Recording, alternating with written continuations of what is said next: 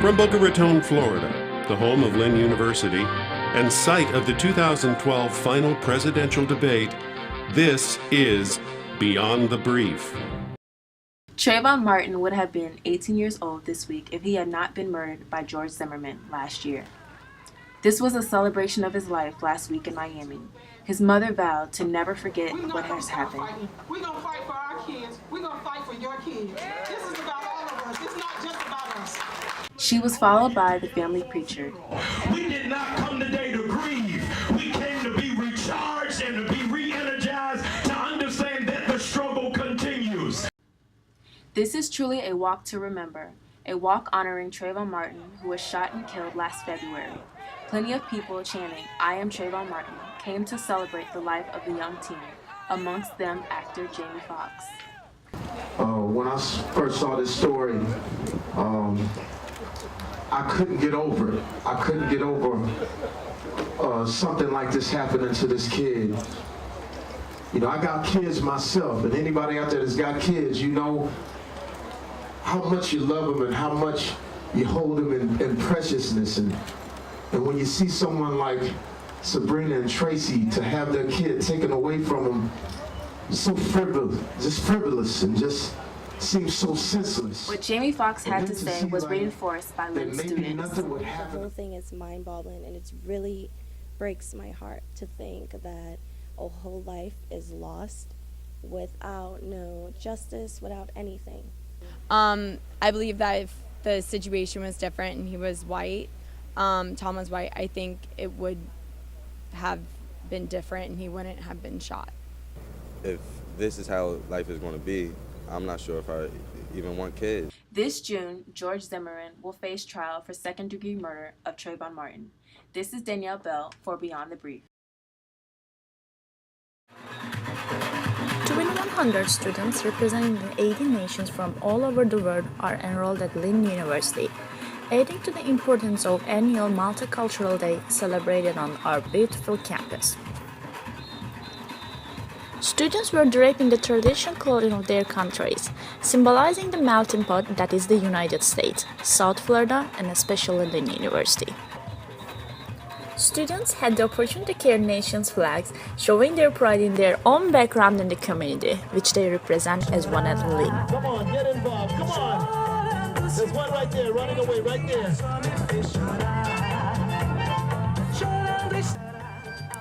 The weather left little to be desired, no less than one would expect from the Sunshine's Day.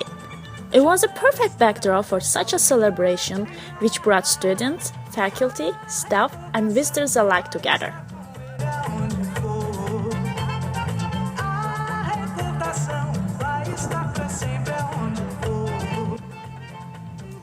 The dancers, representing various cultures, recruited students from the audience to join them on stage, encouraging them to come together, have fun, and express themselves.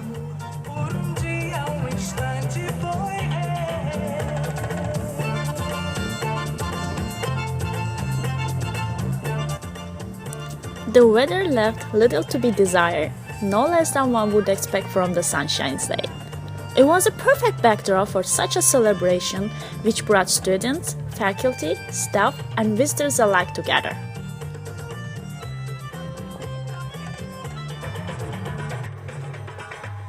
Even your reporter couldn't resist the temptation. This is Azra Ayşegirok reporting for Beyond the Brief.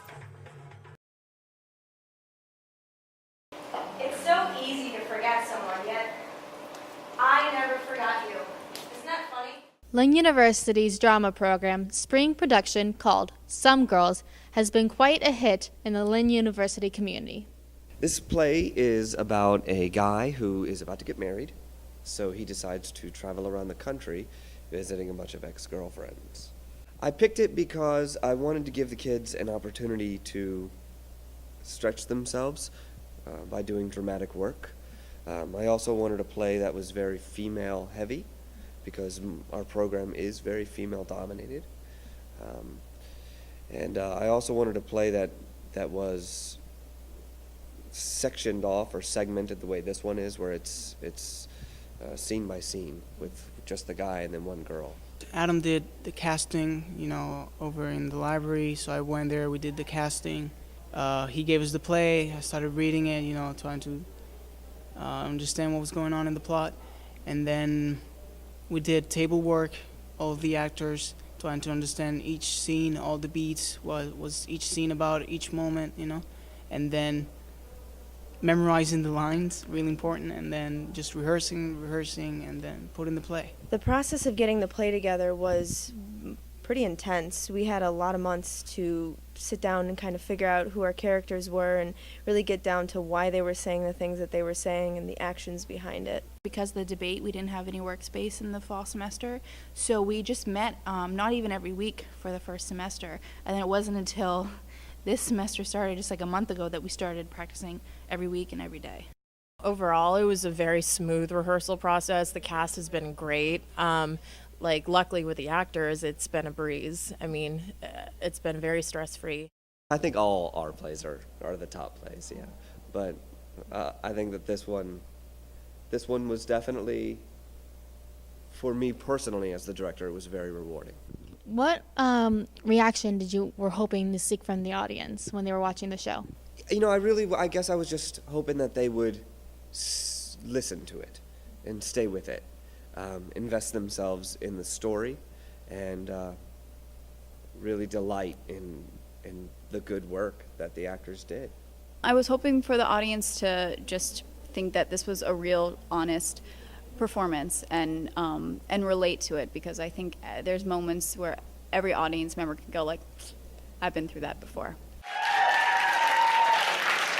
Drama program's next performance this semester is going to be the Cabaret, April 3rd, 4th, and 5th, and Celebration of the Arts, April 26th. I'm Katie Welch for Beyond the Brief. We are here at the Lynn University campus, where for the first time the annual Homeless Man March, also known as the Kiwanis March, will take place.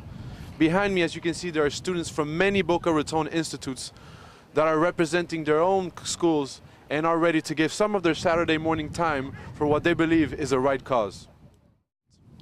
My name is Doug Jennings. My organization is American Dream Baseball. We are here in an effort to help get exposure for us for raising funding for kids that want to play summer showcase baseball and have the opportunity to play collegiate opportunities going forward. Billy would definitely like to be able to host an event, but I mean we're very happy to be here with the Kiwanis Club today and being part of their event. I mean their event is a good cause, raising funding for the the homeless kids that interested in being and getting college opportunities as well. My kids that I work with are ranges from 12 U teams until collegiate postgraduate teams, and our opportunities basically is to help with them with the funding so that they can get the opportunities to participate. We're based out of South Palm Beach, North Broward area. It's been great. It's been, of course, a beautiful day in sunny South Florida, but also the opportunity for for us to be able to get exposure for our organization has been extremely important for us. As you can see behind me, we have the marchers on their way back. Now, getting a few interviews from them will definitely help us get a clear perspective on what it meant for them to take part in this event.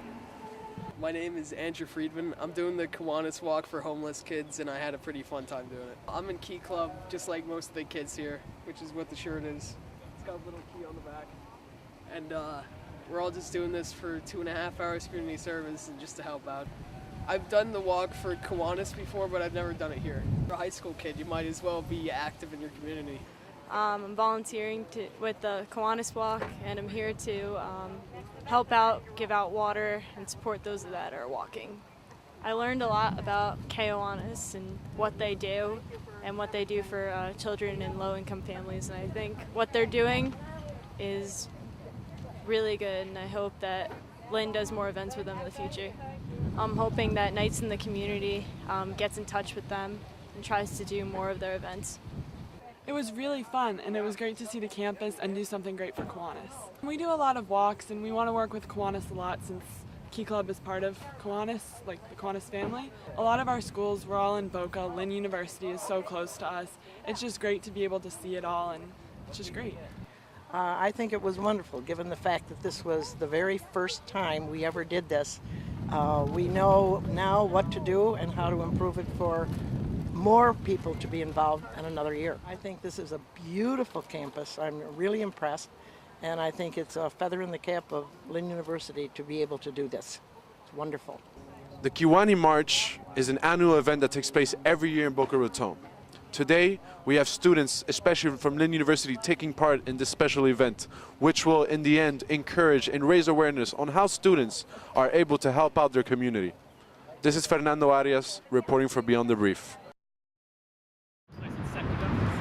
Today we're here with Lynn University's baseball team, the Fighting Knights, to talk about their upcoming season they are kicking off this month. This year we actually went to Georgia twice.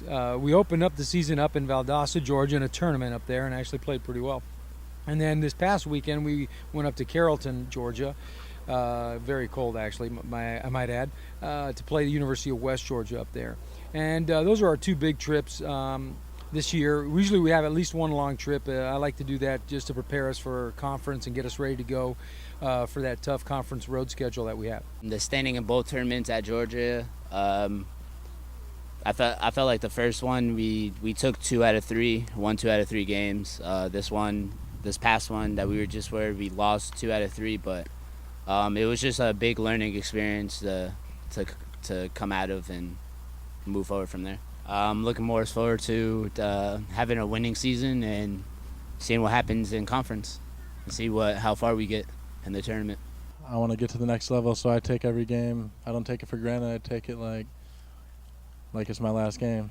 Much of the team's success depends on the coach's instruction as well.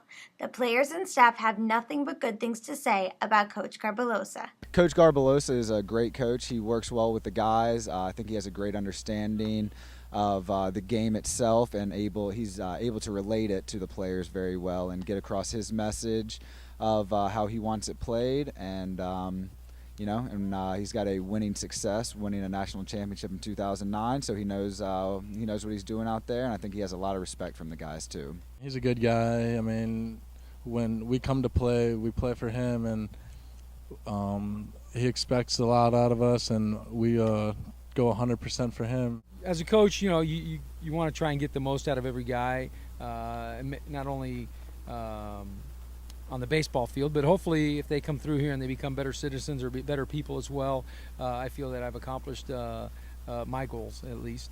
The season has already begun, and as a Lynn student, you can join the players in this exciting time by cheering them on at their games. This is Jessica Bugan from Beyond the Brief. Kristen Stewart, we saw your boobs in On the Road, and in Monster we saw Charlize Theron's. First we asked about the host, Seth MacFarlane. I thought he was pretty good. I think he was one of the better hosts we've had in the past few years, much better than James Franco and Anne Hathaway, although that was all James Franco's fault, and better than last year when Billy Crystal hosted, even though he has been a good Oscar host. I thought he was kind of bad last year, so I thought Seth MacFarlane was a better host. Not a great host, but a pretty good host. Then there was that unforgettable incident involving Jennifer Lawrence, who won Best Actress. What'd you think of her fall? I thought it was pretty funny. And what about Daniel Day-Lewis for Best Actor for Supporting Role? I thought it was well deserved. I thought it was a really good movie and everything. Yeah, definitely. Favorite movie nominated was Les Mis. Definitely. Why was that? Just because they utilized something a lot different. They sang live vocals instead of recording, and then going back and doing the movie with the track already laid over, and I thought it added something to the film, a lot more personal, and it kind of touched you more. And then what did you think of the musical performances that were? I loved them. Man, I think I was most impressed with Catherine Zeta-Jones. For her age, that she's moving around and singing like that, I give her a lot of credit. So it goes to show you, it doesn't matter how old you are, you could still move. With the Oscars in the books, it was another great event. This is Matt Perpich reporting for Beyond the Brief. We're here tonight in West Palm Beach at the premiere of Parker. We didn't have to go to Hollywood for the Golden Globes. The celebrities are here in town. We'll take you inside the excitement tonight. This comes from a long line of novels written by Donald Westlake. Somehow really interesting, this professional thief, this professional criminal, but he's got a code of ethics. He has a kind of rules that he follows, and he never cheats on them, and I think there's something interesting about that. I'm the idiot who throws himself off of balconies and jumps out of cars. Why is he such an action star? Because he does those things himself. He doesn't call for the stuntmen to come in. He's not waiting to get to his trailer. He's there, and from a director's point of view, it's a gift. Jennifer Lopez, in her own way, absolutely the same gift. Totally disciplined, gave me everything I wanted, and she is fantastic. You're going to see this area of South Florida in the movie. Both Palm Beach, West Palm Beach, Boca, it's there. Very excited to be here. This is the highlight of my vacation. I'm not a fan of action like this, but it was really done with taste. And Jason did a great job. Is Daniel Parmet your real name? Why wouldn't it be? Each year, Lynn hosts a spring break carnival that offers students a chance to explore potential vacation spots, have lunch and dessert, speak with the hosts of different booths, play games, and most importantly, learn the importance of being safe while partying. Here's what some of Lynn's students have decided on for Spring Break 2013. Can you please tell us where are you from and what are your plans for Spring Break? I'm actually from Maryland, around the DC area, and for Spring Break I actually plan to go to Panama City. I'm from Hollywood, Florida, and my plans are to go see family in Orlando.